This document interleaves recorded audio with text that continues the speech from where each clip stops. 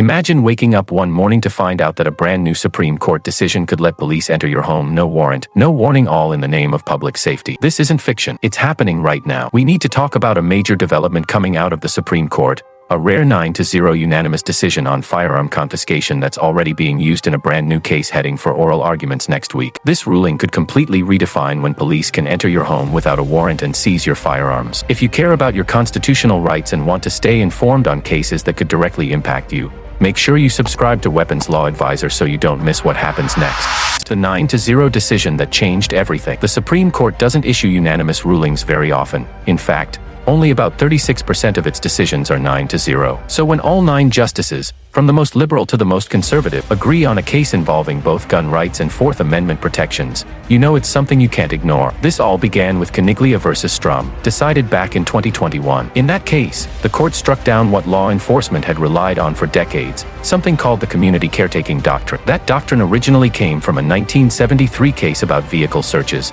but police departments across the country had expanded it to justify entering homes without a warrant. Here's what happened. After a husband and wife had an argument, the husband placed his handgun on the table and said, "Why don't you just take it and put me out of my misery?" When officers later arrived, they found him calm and cooperative, sitting outside on his porch, no emergency in progress. But after he was taken to the hospital, officers told his wife that he had agreed to let them take his guns, which was a lie. When this reached the Supreme Court, all 9 justices agreed this was a clear constitutional violation. But what most people don't realize is that this ruling left a massive loophole, one that's now being pushed to new extremes in lower courts. The expanding loophole, the emergency aid exception. When the court struck down the community caretaking rule for homes, it left one thing untouched: the emergency aid exception. This allows police to enter a home without a warrant if they have probable cause to believe someone inside needs immediate help, say, during a medical crisis, a fire, or an ongoing violent act. The problem is that the term emergency has become dangerously flexible. A 2023 legal analysis found that the emergency aid exception is now invoked in more than 40% of all warrantless home entries,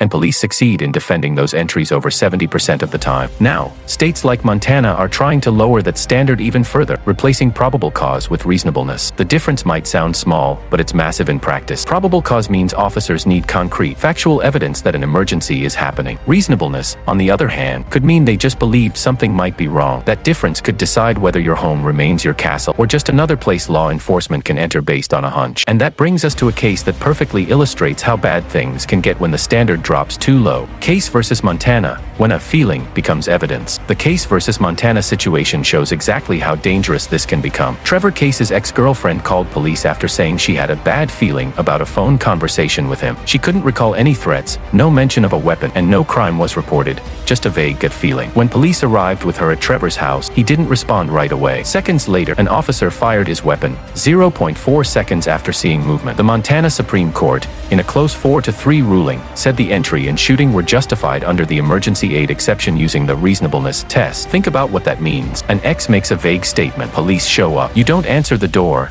and suddenly, entering your home without a warrant is reasonable. The Trump administration's unexpected stance. Here's the twist no one expected. The Trump administration filed a brief siding with the state of Montana, not with Trevor Case. Most Second Amendment advocates assumed they'd argue for stronger Fourth Amendment protection. Instead, they supported the lower reasonableness standard. Their legal team at the Department of Justice argued that probable cause only applies to warrants themselves, not to every kind of search or seizure. The administration has even been granted permission to participate in oral arguments before the Supreme Court, scheduled for Wednesday, October 15. If the court adopts this reasoning, it could reshape how every emergency aid search works across the country, affecting roughly 40% of all warrantless home entries. Trevor Case's lawyers fired back, saying, "If even the government can't agree on how this reasonableness test is supposed to work, how can an officer be expected to apply it correctly at 2 a.m. under stress?" That's a valid question, and one that could define the boundaries of your privacy rights for decades. Why this case threatens every gun owner's rights. The real danger of the reasonableness approach isn't just that it's vague, it's that it pairs dangerously with red flag laws and wellness checks. Someone reports that you seem off or said something concerning. Police arrive for a wellness check. You don't answer, maybe you're asleep, not home, or simply don't want to talk without a lawyer. Under the reasonableness rule, that lack of response could be considered evidence of an emergency, giving them the right to enter. According to the Rand Corporation, over 19,000 extreme risk protection orders were issued in 2021 across states with red flag laws. If Case versus Montana goes the wrong way,